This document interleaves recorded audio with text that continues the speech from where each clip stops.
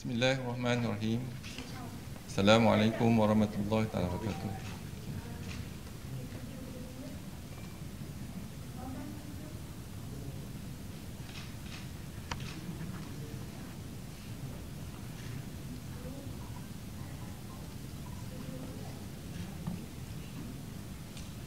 Bismillahirrahmanirrahim. Assalamualaikum warahmatullahi wabarakatuh. Salam sejahtera dan selamat petang. Berdiri bersama saya ialah Datuk Dr. Raizat, Datuk Dr. Chong Chi Kiong, Dr. Syam Shah. Dan saya mula, Kementerian Kesihatan Malaysia ini memaklumkan bahawa terdapat 60 kes yang telah pulih dan dibenarkan discharge pada hari ini. Ini menjadikan jumlah kumulatif kes yang telah pulih sepenuhnya daripada jangkitan Covid-19 dan telah discharge daripada ward adalah sebanyak 827 kes, iaitu bersamaan dengan 24.8% daripada jumlah keseluruhan kes. Sehingga 3 April 2020 jam 12.30 hari, terdapat 217 kes baru yang telah dilaporkan. Ini menjadikan jumlah kes positif COVID-19 di Malaysia adalah sebanyak 3,333 kes. Daripada 217 kes ini, 58 adalah berkaitan dengan Perhimpunan Sri Petaling. Selain daripada itu, 44 kes telah dimasukkan ke Hospital Chancellor Tuanku Mukhris UKM yang merupakan salah satu hospital COVID-19, di mana 41 adalah kes berkaitan dengan pelajar Madrasah Tahfiz di Selangor. Sehingga kini, seramai 108 kes positif COVID-19 sedang dirawat di unit rawatan rapi. Daripada jumlah tersebut, 54 kes memerlukan bantuan pernafasan. Daripada maklumat terkini yang dilaporkan ke CPRC Kebangsaan, duka cita dimaklumkan bahawa sehingga kini terdapat pertambahan 3 kes kematian berkaitan dengan COVID-19. Justru jumlah kumulatif kes kematian COVID-19 di Malaysia adalah sebanyak 53 kes, iaitu bersamaan dengan 1.59% daripada jumlah keseluruhan kes.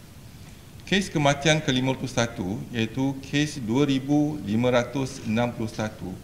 merupakan perempuan warga negara Malaysia berumur 84 tahun dan mempunyai latar belakang penyakit jantung.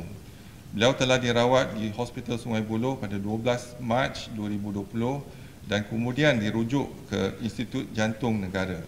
Beliau telah meninggal dunia pada 2 April 2020 jam 1.07 tengah hari. Kes kematian ke-52 iaitu kes 2,122 merupakan lelaki warga negara Malaysia berumur 52 tahun. Beliau telah dirawat di Hospital Tuanku Jaafar Negeri Sembilan pada 18 Mac 2020 dan disahkan meninggal dunia pada 3 April 2020 jam 7.55 pagi. Kes kematian ke-53 iaitu kes 2034 merupakan perempuan warga negara Malaysia berumur 73 tahun dan mempunyai latar belakang penyakit kencing manis, darah tinggi, penyakit jantung dan penyakit buah pinggang. Beliau telah dirawat di Hospital Raja Permaisuri Bainun, Perak pada 24 Mac 2020 dan disahkan meninggal dunia pada 3 April 2020 jam 9.30 pagi. Kementerian Kesihatan Malaysia mengucapkan takziah kepada semua ahli keluarga mereka. Kementerian Kesihatan Malaysia ingin melahirkan penghargaan yang tidak terhingga kepada semua anggota kesihatan Kementerian Kesihatan Malaysia, semua anggota kesihatan swasta dan juga badan bukan kerajaan, terutamanya mereka yang berada di barisan hadapan bekerja keras dalam menghadapi pandemik COVID-19 demi kepentingan negara. Kementerian Kesihatan ingin memaklumkan bahawa sehingga 2 April 2020 jam 12 tengah hari dilaporkan bahawa terdapat 138 anggota kesihatan Kementerian Kesihatan yang telah dikesan positif COVID-19. Berdasarkan siasatan setakat ini, tiada kes yang berpunca daripada pengendalian dan rawatan kes yang disahkan positif daripada ward COVID-19 ataupun unit rawatan rapi di fasilitis Kementerian Kesihatan Malaysia. Daripada jumlah tersebut, punca-punca jangkitan adalah 58 kes, iaitu 42% berkaitan dengan majlis perkahwinan yang dihadiri oleh individu yang mempunyai dan juga menghadiri perhimpunan di Seri Petaling. 14 kes iaitu 10.1% berkaitan dengan pesakit severe acute respiratory infection dan kes bergejala ringan di mana mereka tidak tahu atau tidak memaklumkan status mereka. 2 kes daripada kumpulan ini tidak memaklumkan yang mereka telah menghadiri perhimpunan di Seri Petaling. 9 kes iaitu 6.5% dari kontak dengan ahli keluarga yang positif COVID-19.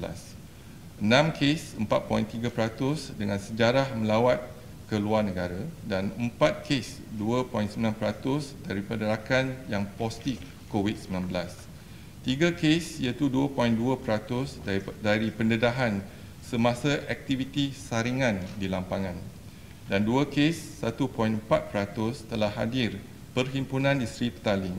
Baki iaitu 42 kes bersamaan dengan 30% masih dalam siasatan punca jangkitan COVID-19. Semua anggota kesihatan dan barisan hadapan termasuk pengamal perubatan swasta dan NGO yang merawat pesakit perlu menggunakan penutup hidung dan mulut. Anggota kesihatan juga perlu mengamalkan langkah-langkah pencegahan seperti yang telah disarankan, terutamanya dalam memastikan tangan sentiasa bersih, mengamalkan penjarakan sosial dan pemakaian alat pelindung diri iaitu PPE mengikut keperluan, terutamanya ketika melaksanakan prosedur klinikal. Kementerian Kesihatan juga menyeru supaya orang ramai yang datang untuk mendapatkan rawatan memberi maklumat secara jujur dan tepat mengenai sejarah kontak rapat kes positif COVID-19 ataupun kehadiran ke mana-mana perhimpunan dan sejarah perjalanan ke luar negara. Kementerian Kesihatan Malaysia amat menghargai ahli keluarga, anggota kesihatan dan barisan hadapan atas sokongan yang diberikan kepada mereka. Sekian, terima kasih. Kalau ada apa-apa soalan. Datuk, selain sudah perubatan, mungkin ada anggota penjara yang sudah kesan COVID. Sama juga, mereka adalah barisan hadapan. Jadi, sama-sama kena ambil langkah-langkah pencegahan, iaitu memakai topeng muka dan hidung dan juga alat kerap mencuci tangan sebagainya. Jumlah untuk barisan yang lain tak ada, ini hanya Kementerian Kesihatan.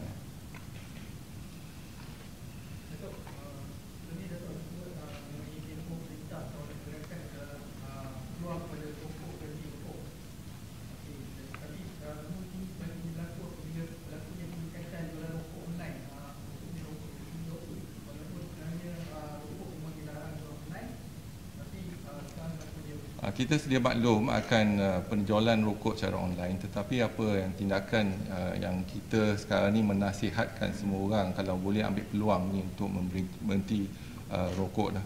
Dan juga tindakan yang seterusnya kita akan ambil untuk yang penjualan online. Datuk, saya ada 2 soalan di sini ya. Semalam Menteri Kanan dah bagi tahu yang semua masyarakat, semua rakyat Malaysia dari luar dan juga individu yang masuk ke Malaysia wajib dikuarantin 14 hari mulai hari ini.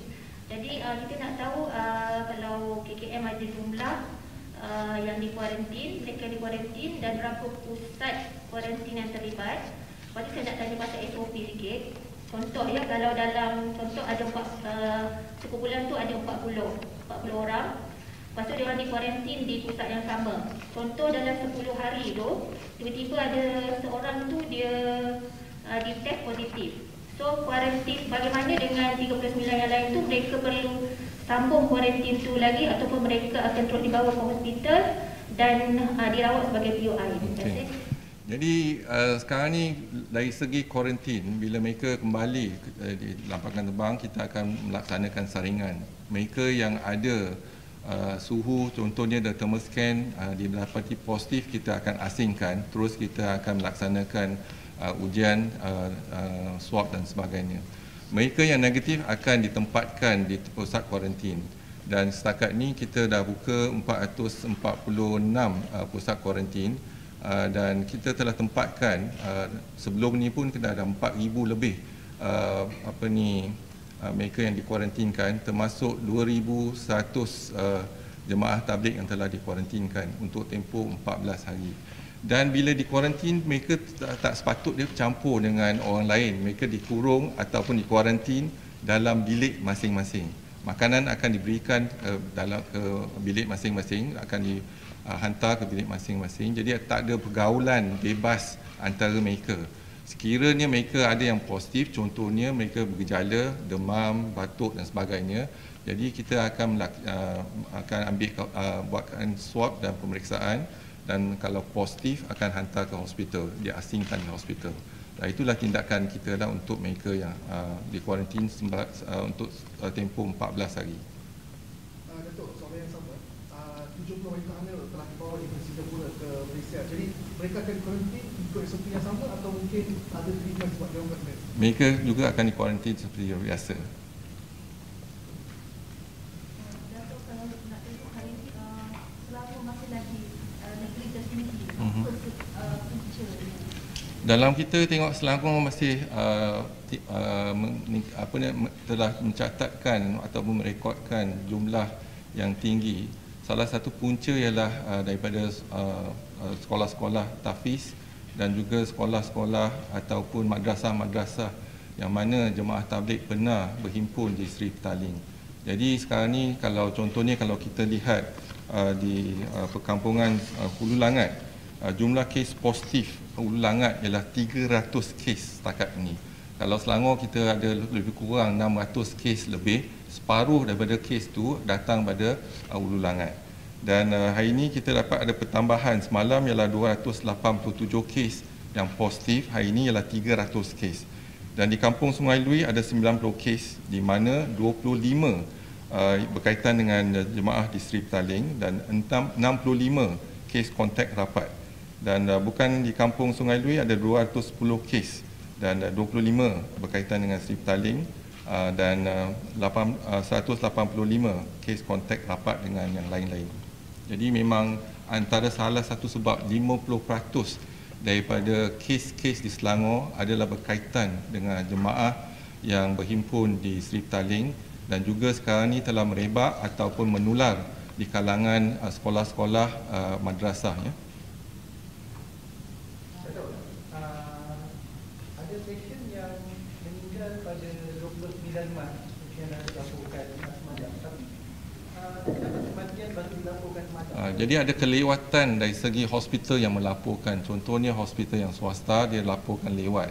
Jadi bila lapor lewat kita akan kita akan rekodkan dan juga akan laporkan semula.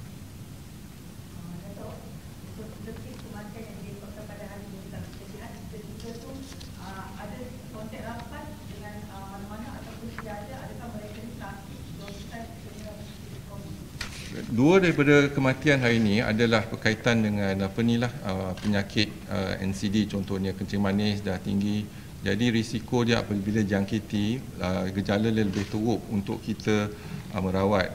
Dan satu tak ada, tapi dia datang pada peringkat yang lewat sikit lah untuk kita merawatnya. Kalau ada kontak rapat kita akan maklumkan macam biasa.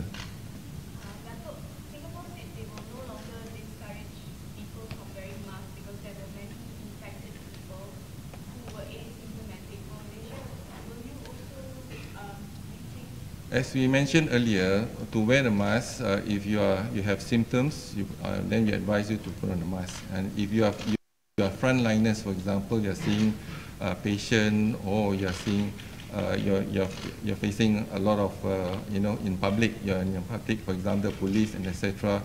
So we advise them to wear masks as well. As long as you can have social distancing for about at least 1 meter, that's more than adequate. But sometimes if you want to take precaution, you want to wear a mask, that's up to you. But that's a minimum requirement that's been advocated.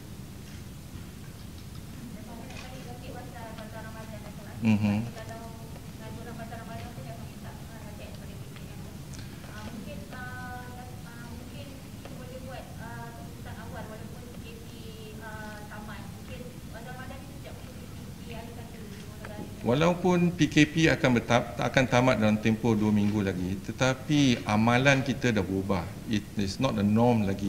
Contohnya amalan kita dah tak salam, kita kerap membasuh tangan dan juga kita ada penjarakan yang selamat sekurang-kurang 1 meter.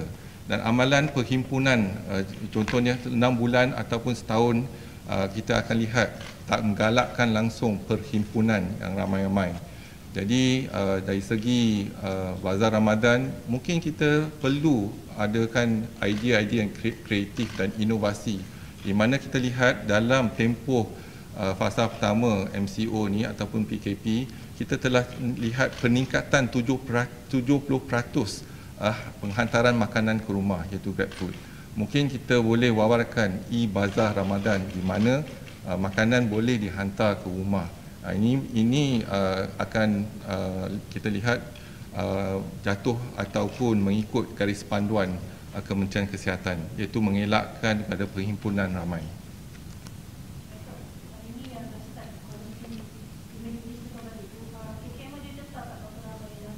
Setakat ni kita tak ada data lagi, tapi kita akan kumpul mungkin besok ataupun lusa dan lihat berapa ramai yang akan dikuarantinkan. Saya difahamkan ada yang dikuarantin di pusat yang telah dikenal pasti oleh kerajaan, dan juga ada yang mampu dia akan pergi ke hotel, dan ada beberapa hotel yang telah dikenal pasti untuk kuarantin.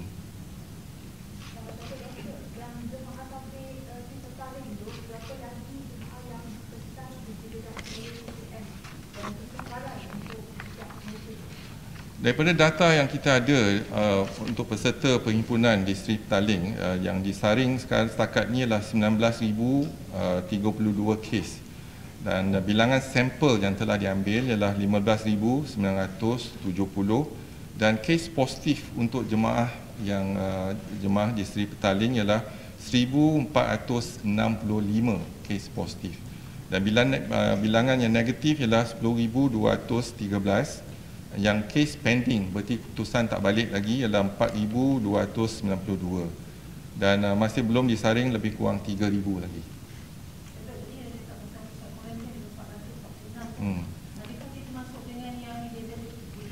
Keseluruhan dia kita lebih kurang kita ada 700 lebih yang telah dikenal pasti, yang boleh ada bilik sebanyak 114,000 bilik telah dikenal pasti. Tetapi penggunaan kita hanya 300 lebih yang telah kita siap sedia untuk digunakan.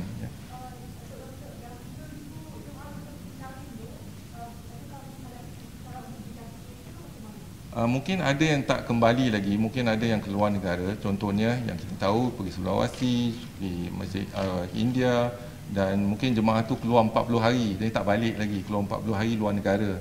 Jadi kita masih memantau dan kita ada rekod, dan diharapkan apabila mereka kembali, mereka akan disaring dan juga akan dikuarantinkan 14 hari. Dato', today the number of cases once again is about 200. I think this is the third time we have 200 and above. Is this what you talk about, peaking of cases, and what is it that contributed to this? Is it because of the EMCO or people returning, which is the biggest factor? So this is not what we expected, because we expected the increased third wave is actually mid of April, basically from the imported cases. But for the slight increase to 218, normally we get about 140. This is because of our enhanced MCO. Once we are doing the enhanced MCO, we are screening the whole community in kampung. For example, in kampung Sungai Lui, there's 5 kampung Melayu and 2 kampung orang asli, and there's also Tafiz school in that area. So now, because we are doing the screening, we managed to pick up 41 Tafiz student in that area, and as well as in Tafiz student in Sri Petaling, and both 41 cases been detected positive and admitted to the hospital. And that's the reason why we are doing active case detection, meaning we trace them, we test them, we isolate, as well as we treat them. So we shouldn't worry about this slight spike? It's expected because of our active case detection. Yep. Okay. Yep. Mm. And also our lab capacity now, so we also depends on lab capacity. We have increased to 43 labs so far. We started only about 3,000 cases or 3,000 samples per day in 18 of our hospital. Now, hospital, we have 12 hospital plus another 2, that is Hospital Cebu and Hospital Queen Elizabeth, total about 14 cases. And then we have 1 IMR and 5 public health labs. So in total 20. We have 7 private labs, so 27. And we have 1 Malaysian Genomes Institute, we have 1 from Angkatan Tentera, and we have 14 labs from the university. So in total, up to date, we have 14 labs. But the capacity in the university, 14 labs, they have just started. So we give them a few days for them to increase the capacity to, we expect them to do about 2,000 or 3,000 cases in maybe next couple of days. So we can increase the capacity at least to 16,500 using the RT-PCR test. So that's important for us to use the RT-PCR test. And at the moment, we tried our best to verify the antigen test kit, but so far, we do not have any test that is actually have a high accuracy. So we hope that we continue to test a few more test kits.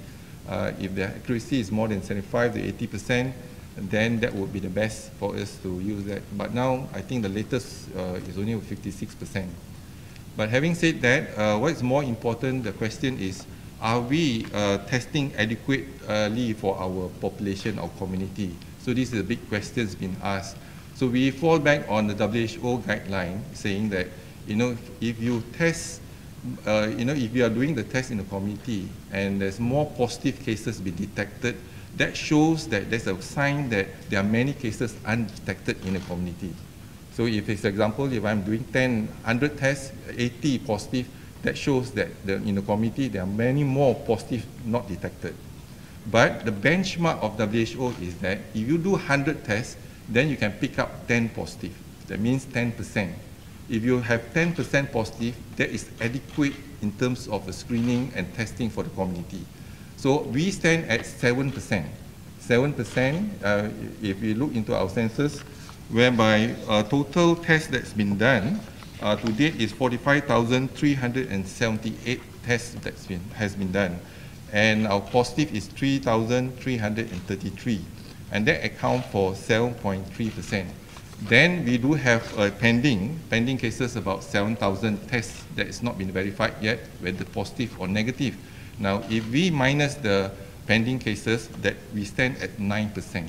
So 9% falls almost like 10% within the benchmark of WHO. So which means in our community, our testing is adequate. We do not expect to test 30 million of our population, but at least this is a sample that the guidelines given by WHO. If we test 10 tests, 1 positive, then that shows that we are within the benchmark of WHO. Betul, nak tanya tu.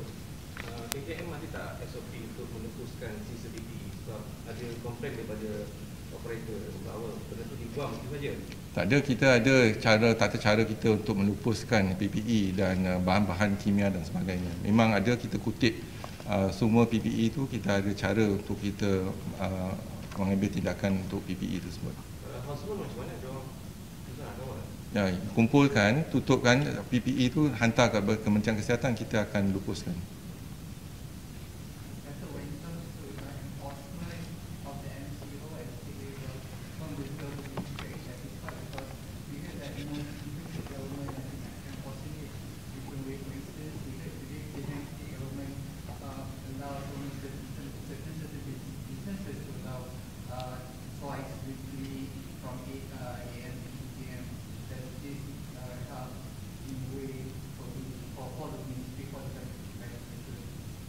So, in terms of the implementation of this MCO, we look into the first phase, that is 2 weeks ago.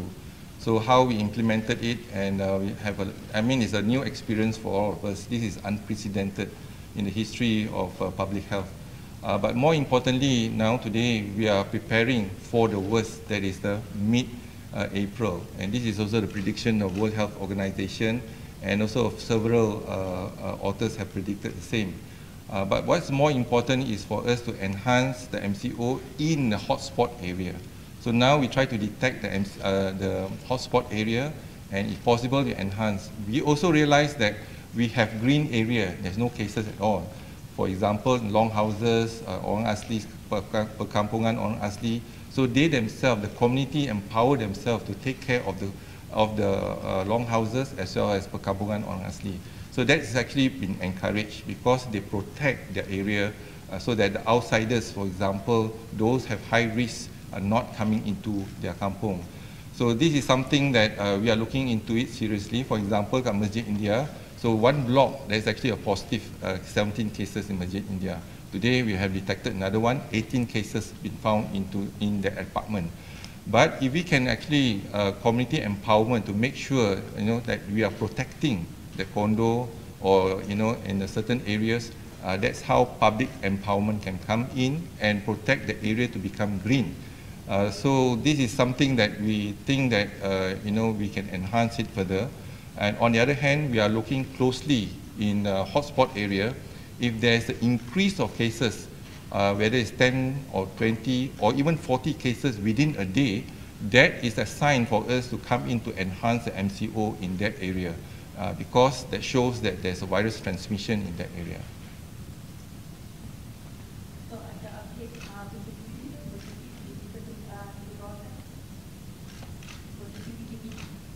PK. Oh, yang 3 tempat tu, ya ada, kita ada yang laporan di 3 tempat tersebut. Okay. Kalau kita lihat di Keluang, jumlah kes positif di Keluang semalam ialah 122 kes. Hari ini ialah 132 kes. Jadi daripada active case detection, kita telah mengesan ada 10 kes tambahan.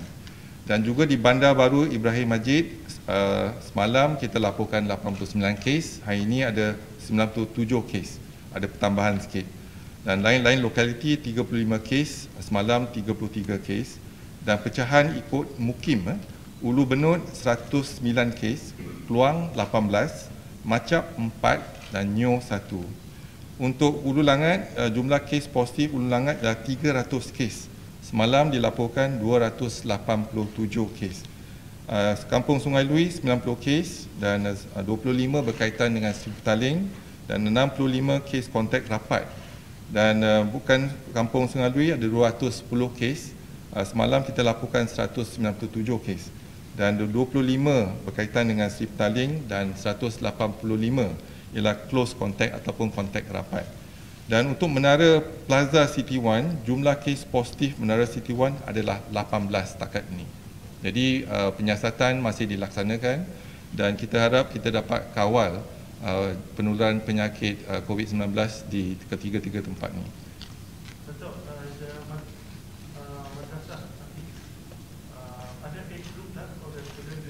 The young age group, the youngest we have is 14 years old from this Madrasah Tafiz.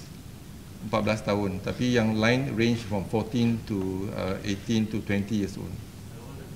Oldest kita tak ada, tapi youngest yang kita ada.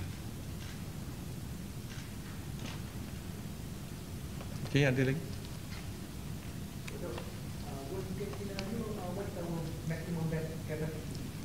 So beds wise, we have certainly increased our beds over the last couple of days. Last year, if you look into our hospital for screening, we have increased to 71 screening hospital. Before that was only 69, plus 2 university, UKM and UM. And we have 40 hospital, COVID hospital, of which Kementerian Kesihatan 38, Hospital University 2, that is PPUM and PPUKM. And the beds, COVID hospital, I informed you it was 5292 before. So today we have increased to 6921 in terms of the beds. And critical care beds are 410. And ICU ventilators, we have 634. Labs, we have 43 labs at the moment. I just explained earlier just now. And we also have 7 Institut Latihan Kementerian Kesihatan for those positive but asymptomatic and those positive with mild symptom. So we have used only about 10%. The availability is 1,792 rooms. At the moment, we only use about 10%. So we still have the capacity there to increase to 19,000 rooms from our Institute Latihan Kementerian Kesihatan Malaysia.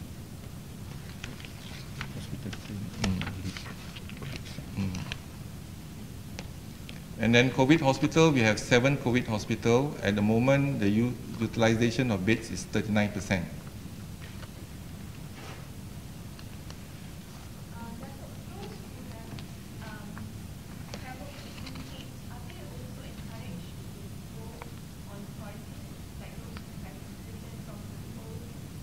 Overseas, yes. If you have, I mean, for example, you just return home from UK and etc., definitely you'll be quarantined for 14 days, beginning today. So today, basically we are making it compulsory for them to be quarantined, either in our institution or if they can afford, into the hotel.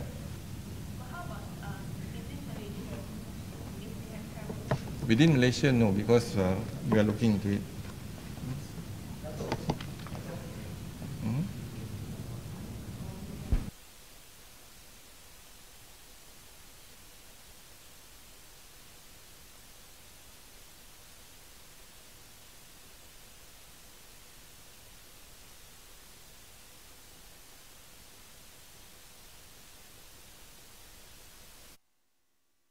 Looking into it.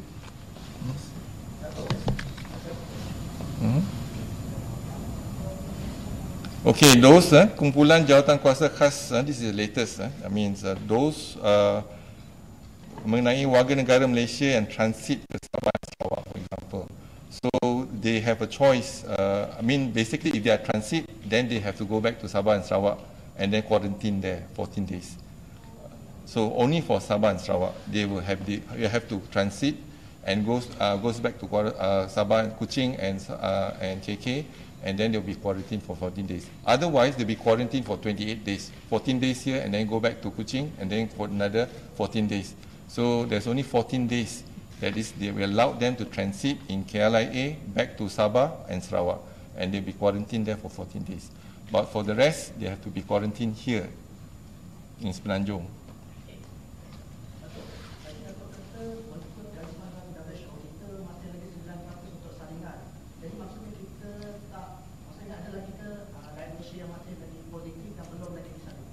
Tak, dia punya test tu kalau kita nak tengok kepadatannya, kalau kita test banyak positif, berarti banyak lagi yang perlu ditest di komuniti.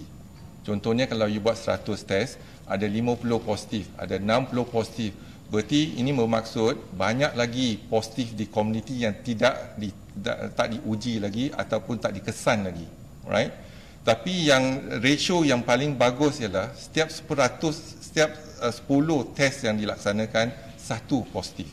Berarti yang kalau kepadatan macam tu ataupun ratio begitu, maka maksud dia berarti kita telah melaksanakan ujian dengan sewajarnya untuk komuniti kita.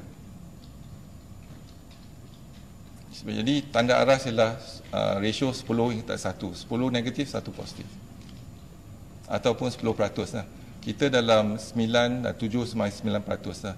Kalau kita ambilkan semua jadi 7%, tapi kalau kita tolak yang pending 9%. Okey. Alright, terima kasih ya.